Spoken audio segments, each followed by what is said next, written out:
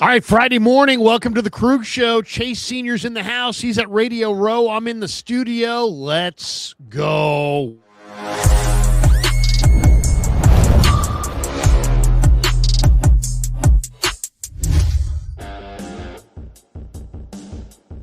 Off and running on the Krug Show on a Friday. It's Super Bowl week. Super Bowl 60 is 72 hours away. That's right. Chase Sr.'s down there at Radio Row in the Media Center. I'm here in my normal studio. We're brought to you by Pig and a Pickle, the best barbecue in all of Northern California. Check them out. They're in Emeryville. They're in Corte Madera. They're open 7 days a week. They're soon to open in Petaluma. Check them out. Pig and a Pickle, the best barbecue in all of Northern California. Also, thanks to Sleeper for sponsoring this as well. We'll talk about them in a bit. But first, we titled the stream Super Bowl Preview and what the Niners must fix to compete with the best. Why don't we start with the breaking headline of Super Bowl 60, which is Nick Emanwari, the safety for the linebacker slash safety slash corner for the Seahawks. They're all-world rookie. Supposedly rolled his ankle in practice this week. He is going to play. Does it impact how you see this game in any way, shape, or form, Chase? I think a little bit, and I'm here at the Moscone Center, downtown San Francisco, providing Super Bowl 60 for Chat Sports, and I'm here with our Patriots host and our Seahawks host, and this has been a big topic of conversation and a big storyline to follow over the last couple of days because of how valuable Nick Emanwari is to what the Seahawks do defensively, and it was a great draft pick, in my opinion, for Mike Macdonald because of the scheme fit, of course, but the utilization of Nick Emanwari. And we knew that going into the NFL draft, after how he tested at the NFL Combine in Indy with some of the things that he did when he was in college, that he was an athletic freak. I mean, his relative athletic score was nearly 10. And for him to go to Macdonald, I thought was perfect for him and perfect for Macdonald. You saw how Macdonald had used Kyle Hamilton, but Emanwari is an even better athlete and probably has even more versatility. And so he's the chess piece of that defense. He's very interchangeable, and you alluded to it. He can play safety. He can play hybrid linebacker. You can use him as a blitzer. You can utilize him around the line of scrimmage. He can get after the quarterback. He causes a lot of problems for the opposing defense. And so if he's limited, if he's hampered, if he can't play, that's a big loss for the Seahawks defense. The word is that he's going to play, but he suffered that injury late in the week, midweek, and he was seen getting out of a car, 2 nights ago, and he was limping. Now, the good news is it's not like a ligament. It's not a soft tissue injury. I think he just rolled his ankle, and so you shoot him up with some painkillers if you're the Seahawks, and you hope that it doesn't hurt him too much. How do you see this game? I mean, we've talked a couple times this week, but do you feel great about Seattle? Do you feel great about New England? I kind of think it's going to be a low-scoring defensive slog. I like New England's defense to slow down Seattle. I like Seattle's defense to slow down New England. I think it's a low-scoring game. I think Sam Darnold's going to have a turnover or two. I think it's going to be a very competitive game. I don't know who's going to win, but I think the spread's going to come into play. I think it's going to be close. How do you see it? Yeah, I was here on Radio Row yesterday, and I was talking with some professional sports bettors, Kelly in Vegas, Ariel Epstein, and we were talking about the line and the props, of course. And the line, 4.5 to 5 in favor of the Seahawks. So the Patriots are getting 4.5, 5 points. And you speak with some NFL insiders here and people who cover this game for a living, everybody is on Seattle. And I like the Seahawks to win this game, but I do think that line is a little bit too high. And that's exactly what Kelly in Vegas was saying. She was also pointing to the fact that the over-under is 45.5, I believe. And outside of that really boring Super Bowl between the New England Patriots and the Los Angeles Rams, the first one that Sean McVay and the Rams went to when Jared Goff was the quarterback, the unders haven't hit that frequently. The overs have hit quite often. And that might be surprising to some people because these are two top three defenses. These are two teams who have defensive-oriented head coaches. And what the Patriots and Seahawks do on defense is really impressive. They have similar styles as far as playing violent and playing physical. But I do think one that we see some points scored in this game And 2, I like Seattle to win, but I think it's close. I think the Seahawks win by a field goal. I'm not willing to go Seattle -4.5, and definitely not if it goes up to 5.5. But just from a talent standpoint, I just think that Seattle is a more talented team, and I think they're a deeper team. This Patriots team is a little bit younger, and they don't have as much quality depth as Seattle does, and that's just a credit to John Schneider and how he's built this roster, because in the draft, in free agency, making a couple of really pivotal trades, he's done an excellent job. He's been in his bag as GM. Yeah, unfortunately, that is the case. I mean, Les Snead has done an amazing job with the Rams. John Schneider's done an amazing job with Seattle, and they've pushed past the 49ers. I titled this stream, What the Niners Must Fix to Compete with the Best Teams in Pro Football. What do you think, Chase? I mean, the Niners are going to have more money to spend this offseason than they had last year. They should be a bigger player in free agency than they were. How could they not be? They didn't do anything last year at all. I think they were 30th in free agent spending, where the two teams that are in this game were both in the top 5 of free agent spending. New England was the top spender in the offseason, spending over $300 million. The Niners spent like $50 million. What do the Niners need to do this offseason to run with the best teams in this league? A little while ago, I caught up with Joe Shasky of 95.7, and I asked him, what are the biggest areas of need for this Niners team going into 2026? How can they close the gap on a team like Seattle, on a team like the Rams? What can they do to be in this spot next year, competing for a Super Bowl 61 championship, which is going to be in Los Angeles at SoFi Stadium? And it took us both a little while to pinpoint exactly what the Niners need to do and what they need to address in order to close the gap on some of the upper echelon teams across the National Football League.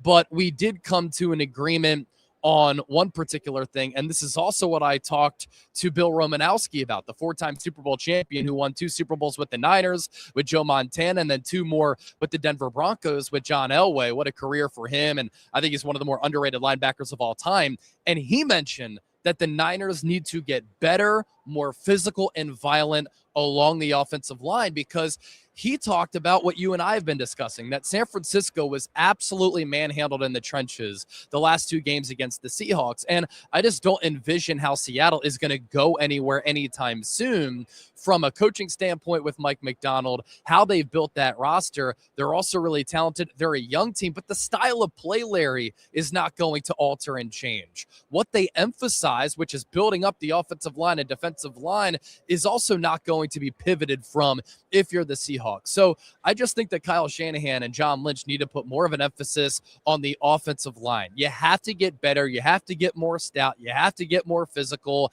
And I'd love for the Niners to get some offensive linemen in here, whether it be draft and free agency, who are just more talented players, but guys who have a nasty streak to them. Guys who have that wrestling background, which you and I, from a scouting standpoint, really like, who are just maulers, who take no shit from the opposition, who have no fear, who play the game in a way where they just want to plow you over, run over you, and run through you. So I'm going to settle along the offensive line, center and left guard, as the 2 biggest areas for this team where San Francisco needs to improve. And you can do that with the Tyler Linderbaum of the Baltimore Ravens. You can do that in the NFL draft, and you can still get really good centers in the 2nd, 3rd, 4th round, and maybe even later in the draft. But center and left guard, I think, are the 2 pivotal areas. And I'll round out just by saying this, if you figure out the offensive line and you're better there, it's going to positively impact the run game, which the last 2 years hasn't been good enough or consistent enough. You have a 30-year-old running back next season in Christian McCaffrey, and it also helps out your pass game. And just from a business standpoint, if you're going to invest so much money in Brock Purdy, don't you want to keep your expensive prized possession healthy? And in the divisional round against Seattle, he was running for his life because of the interior penetration and the fact that Seattle was just able to get home with 4 way too often. The Eagles offensive line coach decided to walk away from the Eagles. What was the story there? This guy's one of the best in the business. There's all kinds of rumblings that they weren't listening to him. He didn't say he's retiring. He just said he's He's moving on from the Eagles. Some Niner fans were like, hey, the Niners ought to hire him. Then the Niners really like Chris Foerster, so they're probably going to stick with Foerster. But why did things go south between, is it Stoutman? Is that his name? Yeah, Jeff Stoutland. Oh, Stoutland, yeah. Yep. Why did Stoutland leave the Eagles? Well, he's probably the best offensive line coach in the NFL right now, and he's one of the best offensive line coaches in the history of the NFL. When the Patriots went on that dynastic run, they had one of the other great offensive line coaches throughout the course of NFL history, and Dante Scarnecchia, and Jeff Stoutland is right up there. But I don't think it's as much of things souring between him and the organization as much as it is a philosophical and schematic shift that we're going to see from the Eagles in 2026. Larry, you know this. You've been here on Radio Row all week, and one of the cool things is that you can just walk around and talk football and talk shop with a bunch of different people, whether it be current former coaches, current former players, or people who cover this game. And a little bit ago, I was talking with Greg Cosell, who is one of the brightest football minds in the industry. He's been a senior producer at NFL Films for 46 years. And I asked him, were you surprised that Jeff Stoutland left the Eagles? And he said, I was a little bit, but not entirely. And this is why. The Eagles hired an offensive coordinator in Sean Mannion, who comes from a completely different offensive background. He hails from the Kyle Shanahan, Sean McVay, Matt LaFleur scheme. He played under Clint Kubiak. He was alongside Dave Canales and some of these great offensive minds like Kevin Stefanski. And from a run game coordinator point of view, and Stoutland was the Eagles run game coordinator for many years, and just an offensive line schematic perspective, what those coaches do is a lot different than what Jeff Stoutland is accustomed to. He's never coached in a Kyle Shanahan, Sean McVay, Matt LaFleur type of system. And so I think the Eagles offense next year is going to look entirely different because it's a completely new scheme. And I think when you bring in a new offensive coordinator, one of the holdups and what took so long for the Eagles trying to find an OC was they didn't want to have to inherit a run game coordinator. They wanted to bring in their own guy. That's exactly what Sean Mannion is going to do. So the play calling, the play design, the scheme tendencies, it's going to be a lot different than what we've seen from the Eagles over the last few years. I think you have to give Sean Mannion that opportunity to mold the offense in a way that he sees fit. And they wanted Jeff Stoutland to come back, but because of the inexperience coaching in that particular offense, I think he felt as though he was going to leave. Now, his run game coordinator duties did get stripped from him last year, but that's because the offensive line was horrid. The run game was non-existent. And actually, when Nick Sirianni and the offensive coordinator at the time, Kevin Patullo, started to design new running concepts, the run game actually got better. The yards per carry went up by a half yard, but Jeff Stoutland is a very prideful guy. I've interviewed him a couple of times. He wants to do things his way. And how can you blame him? He's developed 5 All-Pros, a couple of Hall of Famers. He was with the Eagles for 13 years. He had a Pro Bowler along the offensive line in all 13 years. But if he has to coach a completely new scheme, I could see why he would want to leave.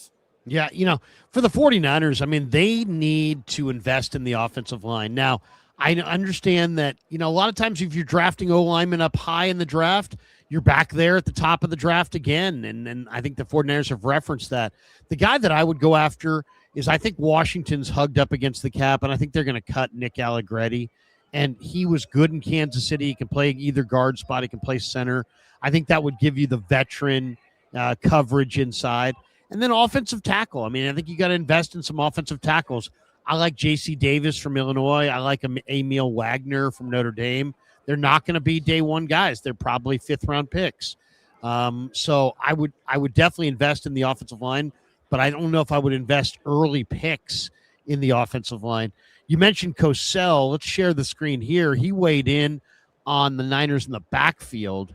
Listen to this and tell me what you think. This is Greg Cosell. Coach said that he thought McCaffrey was still a great player and the player you had to deal with when you play the Niners, but he thought he just was half a step slower. And, again, for someone like myself, did I see that exactly? I would have to answer that no. Now, you could certainly look at the fact that he didn't have many long runs this year, not many 20-plus yard runs, which he's had in the past. I would also argue based on tape studies solely that there were too many times where he couldn't get past the first level of the defense, which is not necessarily on him. But to know what the future holds, boy, that's hard to know. I mean, he certainly has a lot of touches. He's supposed to be a workout fiend in the offseason. He's obviously not going anywhere. He'll be back this year as the back. Maybe it is time, just as a general principle, for him not to have that many touches and to get someone who you can line up and who's maybe not McCaffrey, but at least you feel good enough about putting him out there for 2 or 3 possessions every week. So then McCaffrey doesn't, because look, what did he have this year in terms of touches? Did he have over 400? Oh, yes. Yeah. Oh, yeah. If you count the playoffs, it was right around there. The playoffs, yeah, I mean, that's an exorbitant number of touches for a back. No question. What do you think? Larry, he mentioned something that was spot on. Like, okay, was Christian McCaffrey maybe a half step slower, a quarter of a step slower? Yeah, maybe. But the guy still had an incredible season. He was in the running for Offensive Player of the Year. I thought he should have gotten more MVP consideration. He won Comeback Player of the Year. But the big thing with McCaffrey in this Niners running game was the yards before contact. And the fact that when he got carries so often, Cosell just mentioned it was impossible for him to get to that second level or to generate an explosive play. Why? Because this offensive line was either getting beat or pushed back. And as soon as McCaffrey got the ball, there were multiple defenders in his face and there was nowhere for him to go. And that to me is an offensive line issue. It's not really a scheme issue. It's not really a play calling issue. It's not really a CMC problem. It's an offensive line problem. No, I agree. And not only that, I think it had a lot to do with the fact the Niners were slow as hell at receiver. So you got everybody kind of leaning forward. Nobody's worried about getting beat over the top. The lack of speed created more traffic for him at that second level. I mean, when he did get to the second level, there was somebody just waiting for him, on that. So it was almost impossible for him to get a 20-yard run this year. This is what I would do. The Lions are hugged up against the cap. David Montgomery is considered to be a guy that may be a cap casualty. He played with Brock Purdy at Iowa State. I think he's the perfect guy to sign. Go sign David Montgomery. Put McCaffrey more in that Jahmyr Gibbs role. Go into the draft for like a Kalen Black out of Indiana or somebody like that who's got some, a hard charging running back that could play in a committee. And instead of trying to make it all about CMC, use a little Jordan James if you want to, but go get yourself good secondary backs and run the ball with more of a committee, improve your line, add some speed at receiver, and I think it's going to be just fine. But if they come back and it's like the O-line's not improved and the receivers are still slow as hell and they still don't have a real complimentary back and it's all CMC, they're going nowhere. It won't even be as successful next year as it was this year. So I just think they have to, really take a sobering look at their backfield and say, hey, man, we got to have Christian as part of a committee. It can't be all Christian all the time. It won't work. Yeah, 2 thoughts on that. This is why I had an issue with the Jordan Mason trade. And I know that Jordan Mason got a little bit more money from the Minnesota Vikings, and the Niners got back, that 5th-round pick for Jordan Mason, and they used it on Marquise Siegel. But there were really people in this Niners space who were saying, this is a great trade for San Francisco. I didn't like it because what can a physical back who can pick up yards after contact do for you when you have a bad offensive line? Regardless of if the offensive line is good or bad, if it sucks, that running back who's a bell cow, physical downhill one-cut guy, especially in this Kyle Shanahan system, is going to be able to pick up yards regardless of how the offensive line performs. And it's so funny because Marquise Siegel started off the year starting at safety for the Niners, and people were like, well, if we didn't trade away Jordan Mason, we wouldn't have had Marquise Siegel. Who could have helped this team in 2025 and 2026 more? Marquise Siegel or Jordan Mason? Who's a really good back, in my opinion? Jordan Mason. And so I think he's a good back. And I thought what he did last year when Christian McCaffrey got hurt was very impressive. And frankly, the Niners really could have used him this past season. The other thing, too, why did it take until the divisional round in garbage time when Kyle Shanahan finally arrested Christian McCaffrey to give Jordan James carries? Jordan James is also a physical back who has really good contact balance. And one of the only bright spots in that loss to Seattle in the playoffs was Jordan James. I think that he can clearly play, and I think that he should have more of a role in 2026. I agree. I absolutely agree. Okay, let's share the screen and show this quote. This is from, here we go.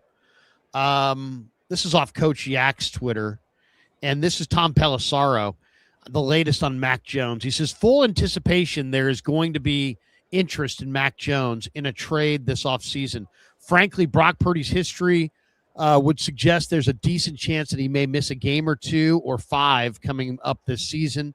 And in that case, you need a really good backup quarterback. I would certainly anticipate that there will be interest in Mac Jones if the 49ers are willing to answer the phone. We've talked about it. He may be the second best quarterback to Fernando Mendoza. At worst, he's the third best quarterback behind Mendoza and Malik Willis.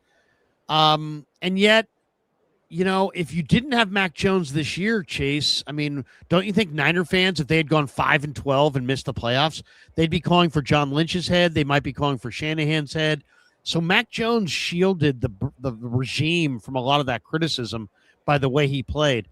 How would you handle this next year? You want to bring Mac Jones back and have him be, you know, injury insurance against Purdy in the playoffs? Or do you want to move him because it's a unique market and you might be able to get a great price tag? And then if so, who do you want as your, you know, your replacement quarterback for Mac?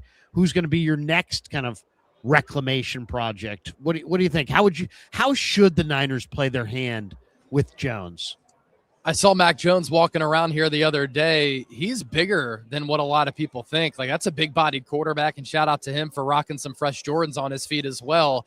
My thoughts on this haven't really changed. I think because this quarterback class is looked at as a thin one, you have Fernando Mendoza as quarterback 1, then who is that quarterback 2?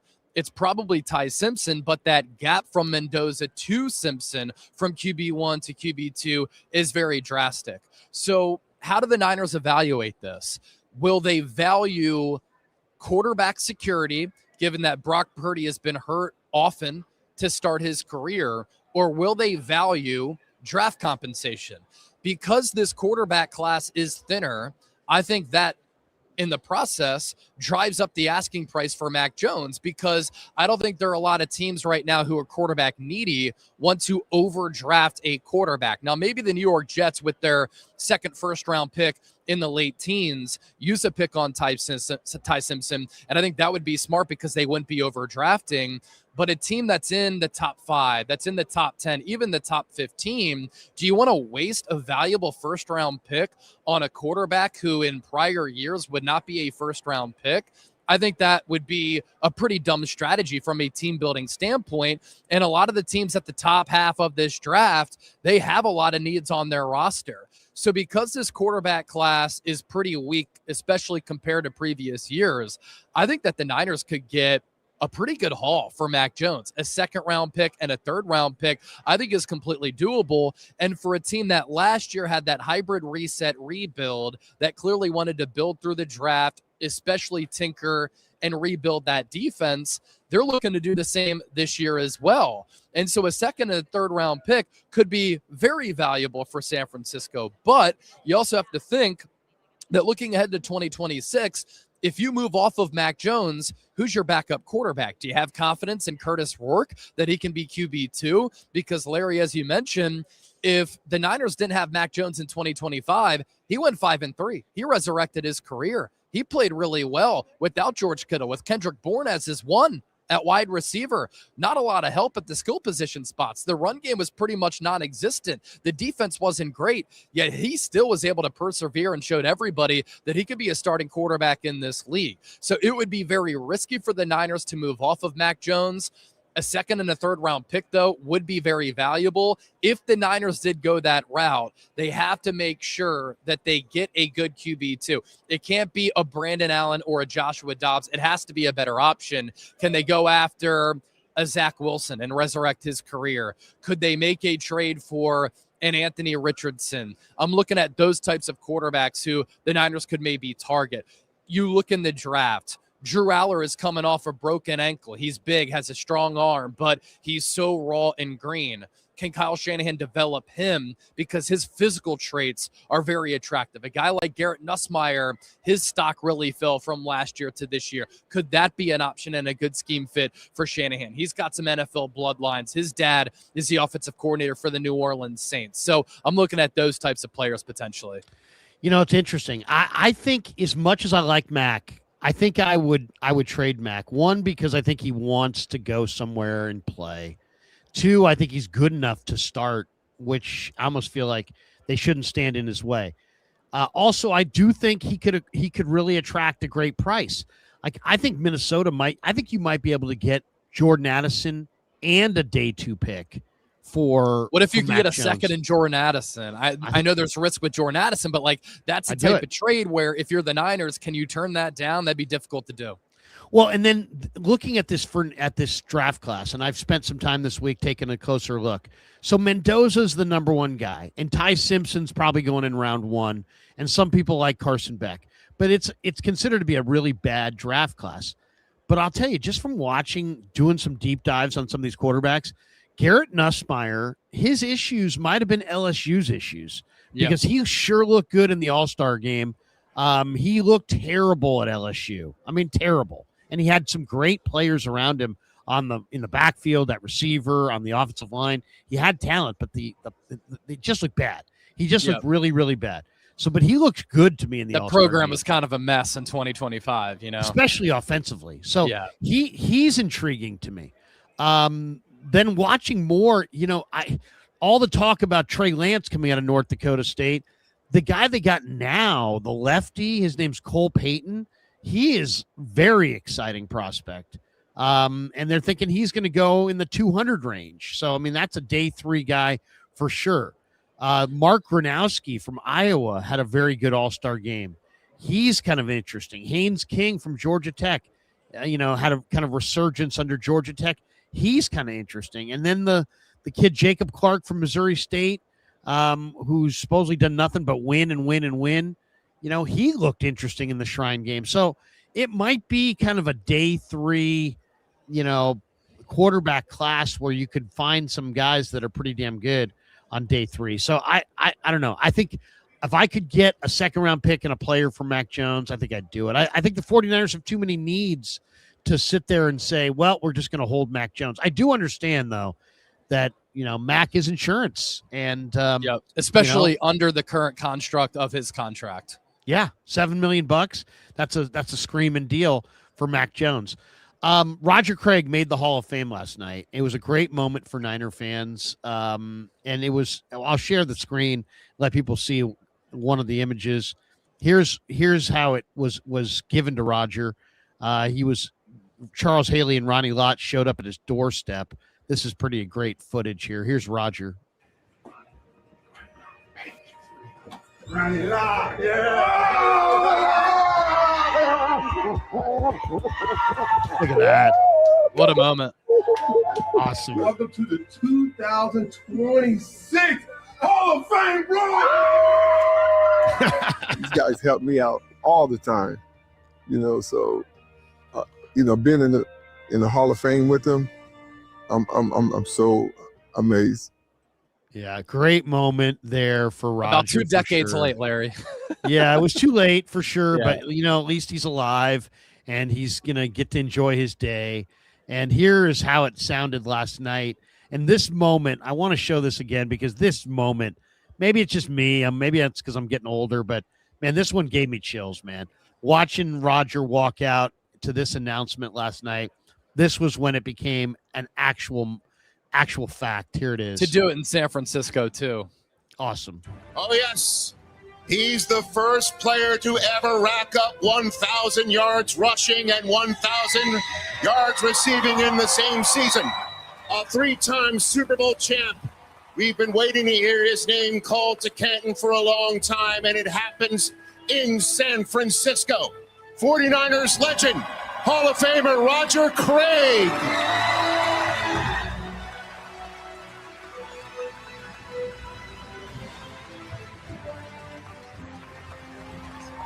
Beautiful, just beautiful, man. I mean, as somebody who's done some events with Roger and know what kind of guy he is, Chase, man, this is a great moment for all Niner fans. And I'm trying to see if I can make the trip out to Canton this summer for it, because Wow, it's going to be an awesome moment. And this guy belonged in, and people who don't get it are citing stats this morning. It's not about stats, man.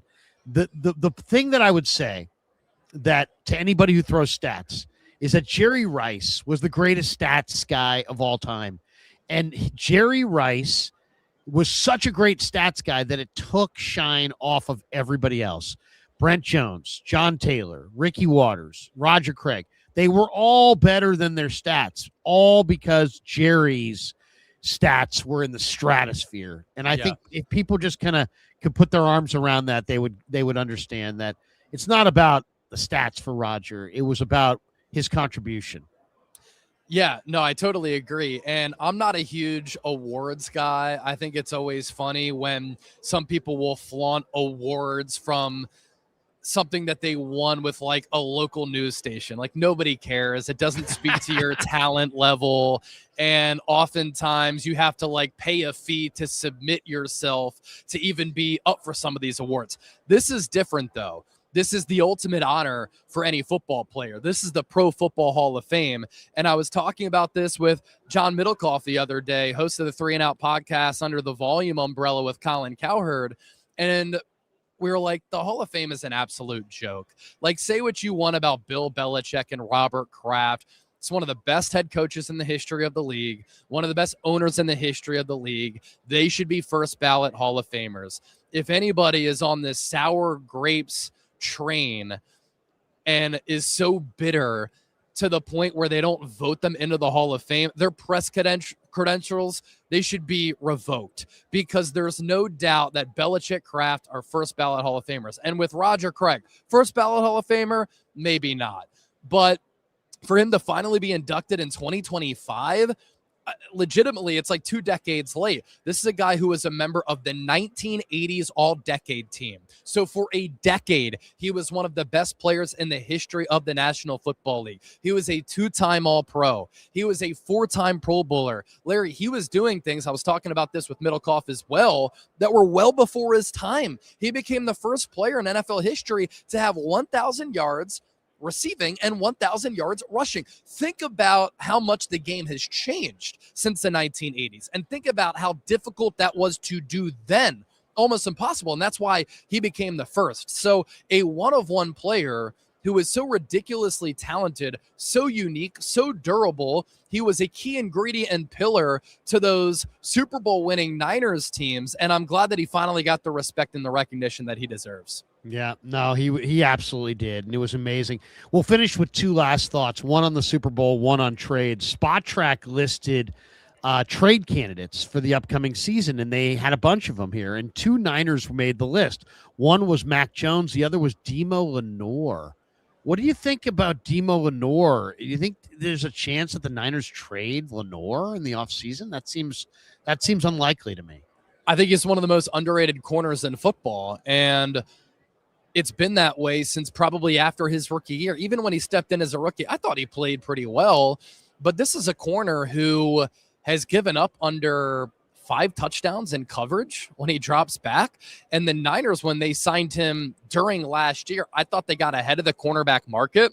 And if they would have waited until the offseason, which is something that has burned this regime a lot because it's just cost them millions of dollars and the market flow leads to these contracts being bigger, I think Demo would be on another team, and I think he could have gotten around $20 million. Instead, I think the Niners got him on a pretty cost-controlled contract for the player that he is. Great developmental story for San Francisco. I love the way that he plays. There's a reason why his nickname is the Hyena. Never backs down from any challenge. He said that he wanted Jackson Smith and Jigba. The biggest play that JSN had on him was a play where Diamador Lenore was flagged for something that was very questionable. I don't think it would make any sense for the Niners to move off of Diamador Lenore. I think actually what you have to do, figure out what you think of Renardo Green in your evaluation process. Is he going to fit Raheem Morris's scheme? Can he be the outside corner opposite of Diamador Lenore?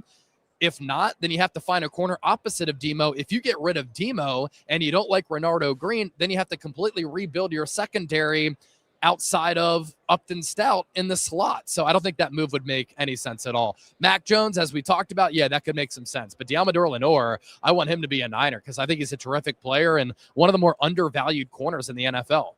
You know, there were some interesting names on this list of guys that potentially could be traded this offseason. I'm going to throw a few names your way.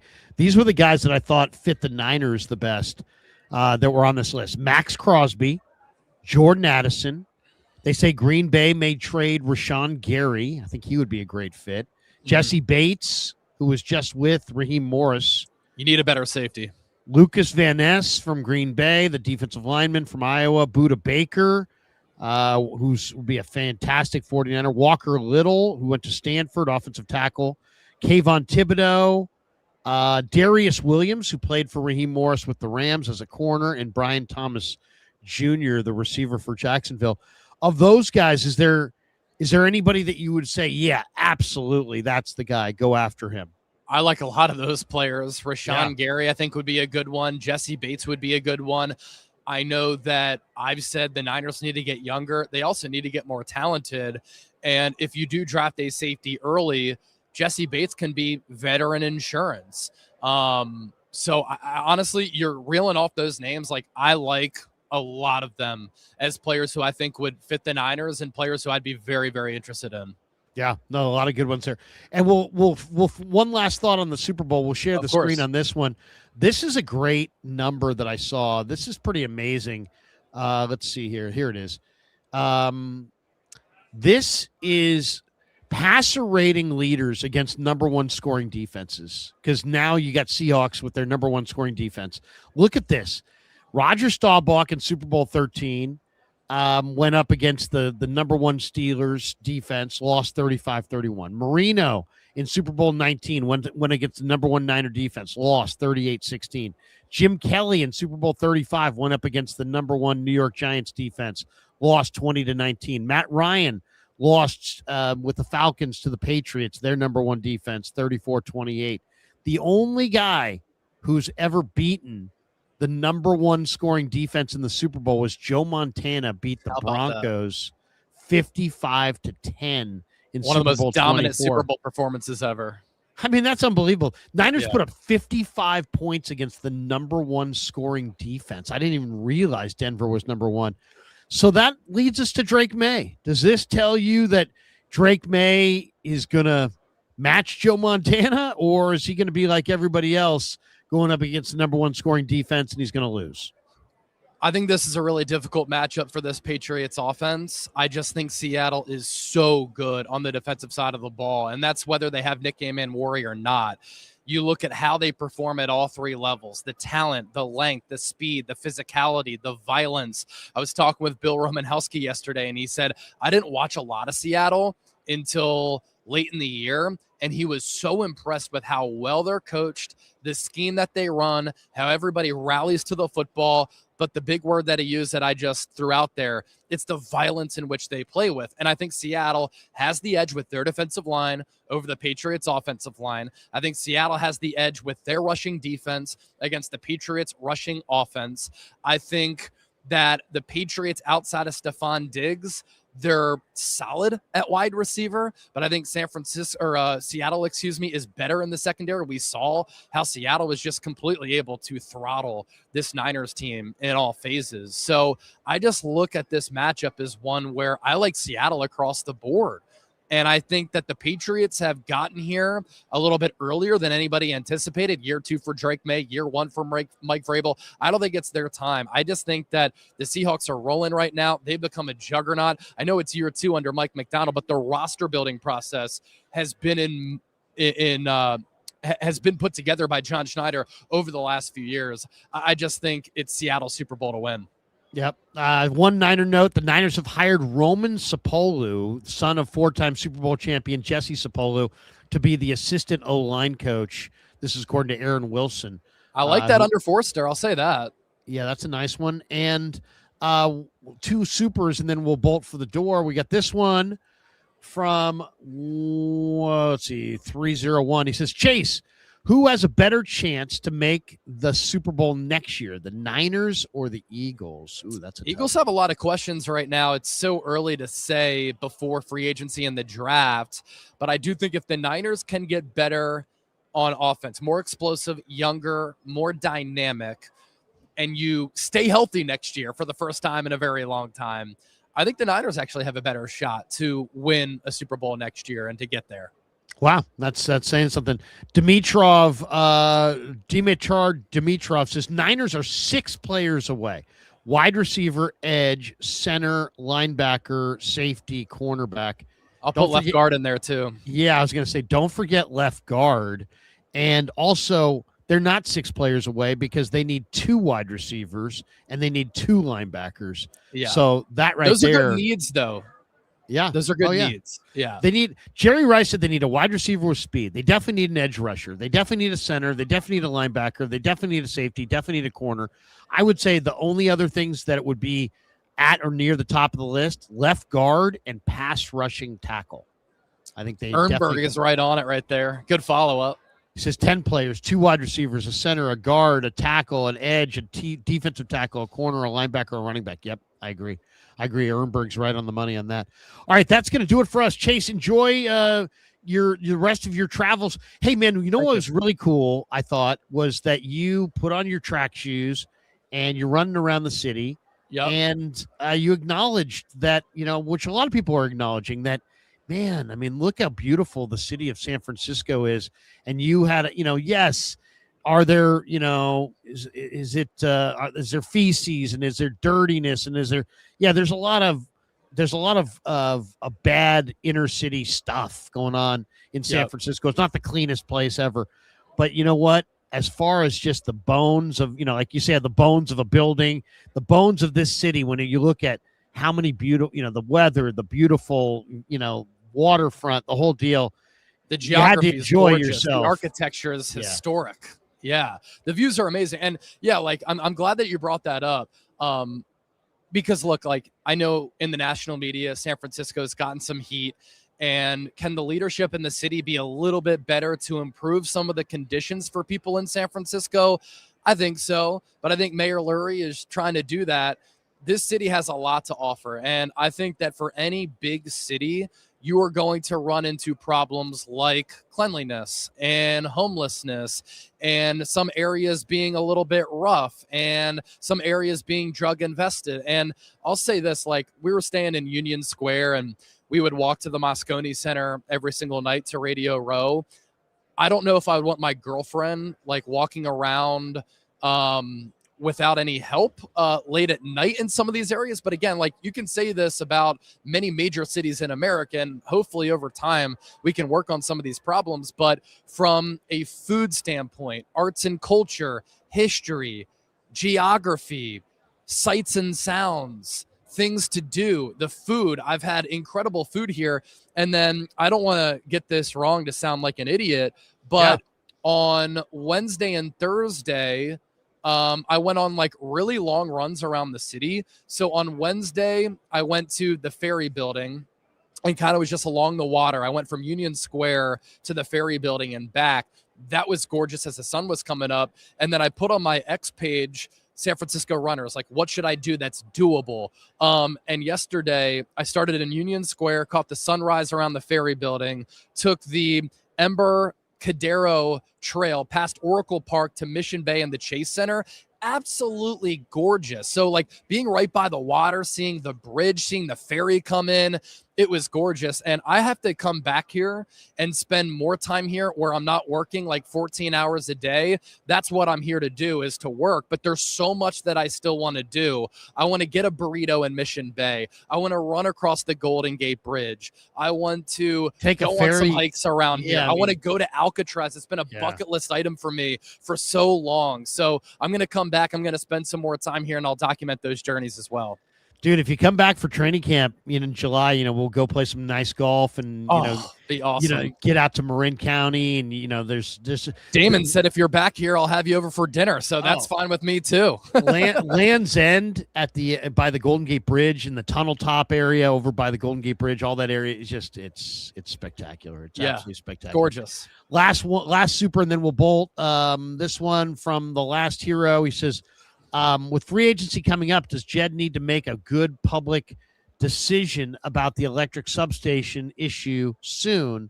Make the Niners practice elsewhere? I don't know. What do you think, Chase? I mean, it's obviously a thing with NFL players. It's not like they're not going to know. They do know. So there's what would you do?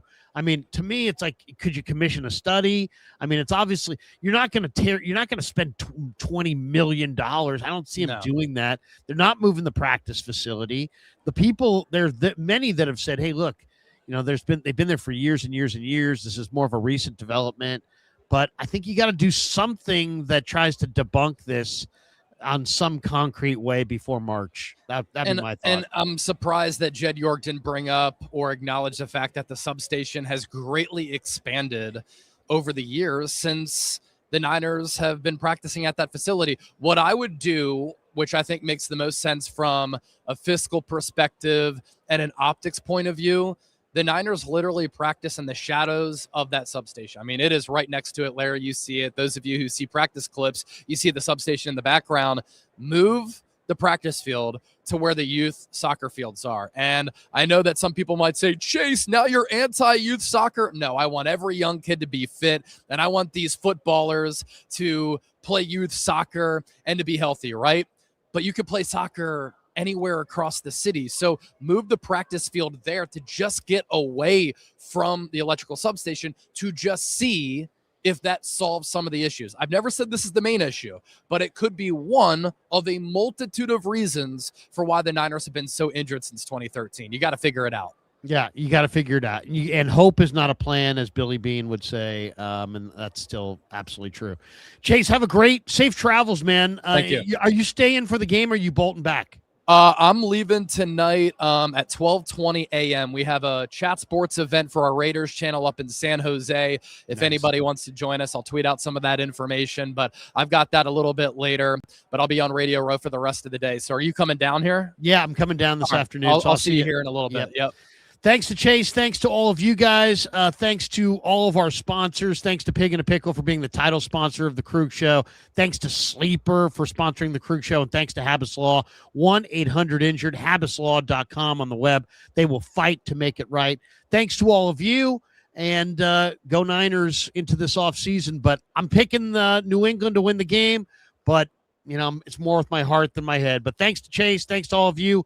And have a great rest of your day. Peace. Yeah, never met a man I've been scared.